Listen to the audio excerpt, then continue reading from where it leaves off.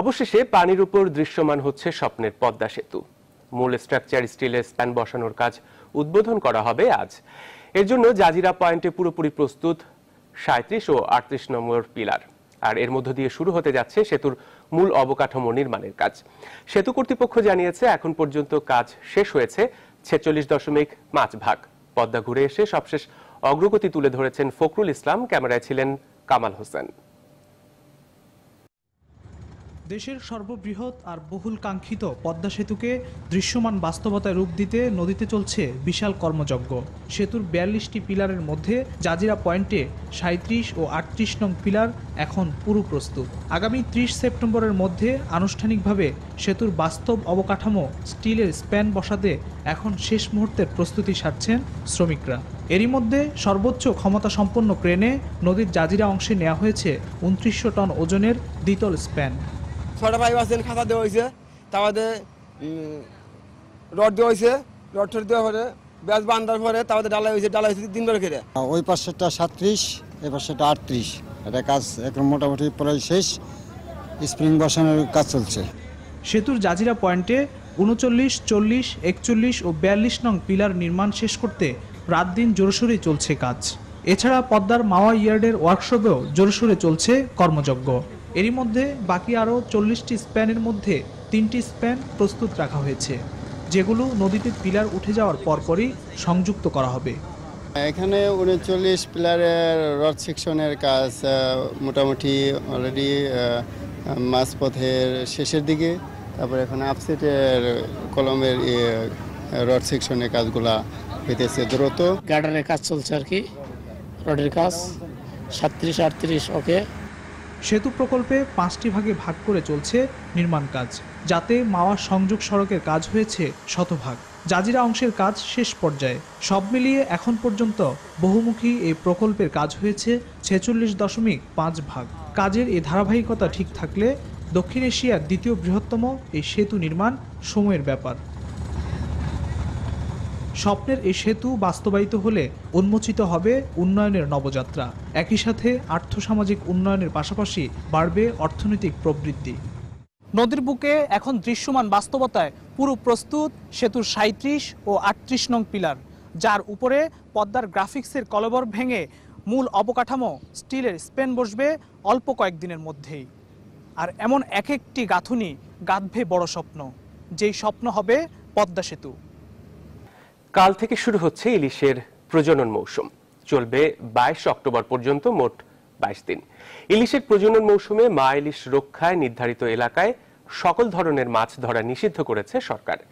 এদিকে এখনো অধিকাংশ ইলিশের পেটে ডিম আসেনি দাবি করে প্রজনন মৌসুমে সময় পেছানোর দাবি জানিয়েছেন জেলেরা। প্রতিনিধিদের তথ্য ছবিতে ডেস্ক রিপোর্ট। ইলিশের উৎপাদন বাড়াতে আগামী ১ অক্টোবর থেকে ২২ অক্টোবর পর্যন্ত সারা দেশের ৬টি অভয়াশ্রম এলাকায় ইলিশ ধরা, বিক্রি ও পরিবহন নিষিদ্ধ করেছে মৎস্য অধিদপ্তর। ফলে এ সময় বেকার হয়ে পড়ে উপকূলের লক্ষাধিক জেলে। জেলেদের দাবি এখনো ডিম আসেনি অধিকাংশ ইলিশের পেটে, তাই প্রজনন মৌসুম আরো কয়েকদিন পেছানোর দাবি তাদের। ইলিশ ডিম হয় না, ডিম হলে অথবা বন্ধ করে দিতে, এমন আমাকে বন্ধ করে দিতে। আমরা দুইটা মাছ পাওয়া দিচ্ছি, এটা সরকার বন্ধ করে দিচ্ছে। ভারতের জালে তো সেটা মানে না, ভারতের জালে হাজার হাজার জালে বাংলাদেশ থেকে মাছ ধরে নিতেছে, কিন্তু ভারতের লোকের সাথে যদি অ্যাডজাস্ট করে যদি অবরোধ দেওয়া হয় তাহলে এই অবরোধের দাম আছে, আর শুধু বাংলাদেশের জন্য অবরোধ যদি হয় তো এই অবরোধের কোনো দাম নাই। প্রজনন মৌসুম সফল করতে এরই মধ্যে নানা কার্যক্রম নেওয়া হয়েছে বলে জানিয়েছে মৎস্য বিভাগ।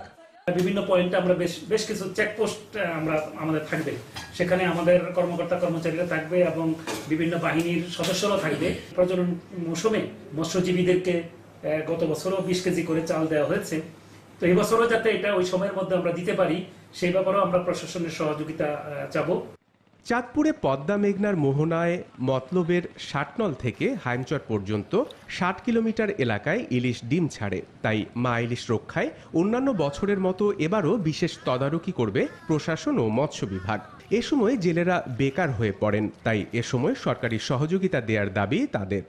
২৫,০০০ টাকা লোক সংসার চালাইতে হলেন, খাওয়া দাওয়া আছে, সংসার আছে, আমাকে এই চাইলে হয় না, তাহলে আমরা কি করে খাবো? চাইল দেয়, চাইল এইগুলো হয় না, এইগুলো না, বাল বাচ্চা কোনো রকম হয় নাই, কিস্তি আছে আমগো। প্রজনন মৌসুম সফল করতে নানা কর্মসূচি হাতে নেওয়া হয়েছে বলে জানালেন স্থানীয় জনপ্রতিনিধিরা। কোনো জেলেকে আমরা নদীতে নামতে দেবো না, মাইলিশ ধরবো না, মাইলিশ রক্ষা করবো এবং মাইলিশ বহনকারীকে বিরুদ্ধে আইনগত ব্যবস্থা নেওয়া হবে।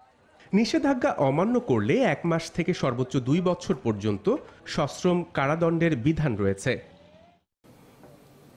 এদিকে মৌলভীবাজারের হাকালুকি হাওরে জেলেদের জালে ধরা পড়ছে ঝাঁকে ঝাঁকে রূপালী ইলিশ। অনেক বছর থেকেই অন্যান্য মাছের সাথে এই হাওরে ইলিশ ধরা পড়লেও এবছর সংখ্যা দ্বিগুণ, তাই জেলেরাও খুশি ইলিশ ধরে। মৌলভীবাজার প্রতিনিধি সৈয়দ বৈতুল আলীর তথ্য ছবিতে ডেস্ক রিপোর্ট। প্রতিবছর বর্ষায় হাকালুকি হাওরে জেলেদের জালে ধরা পড়ে রূপালী ইলিশ। এবছর বন্যা ও পাহাড়ি ঢলে কুশিয়ারা নদী হয়ে হাওরে আসা ইলিশ একটু বেশি ধরা পড়েছে জেলেদের জালে। আকারে ছোট এবং স্বাদ কম হলেও স্থানীয় বাজারে চাহিদা রয়েছে এই ইলিশের। ইলিশ মাছ গভীর আকালুকি তুরা তুরা পাওয়া যায়। তার তো ইলিশা মাছ বেশিভাবে ধরা পড়ে, সামনে দিতে মেলা ধরা পড়ছে না ভাই। মনে করো এবার ফলাট করায় ইলিশা মাছটা ধরা পড়ছে।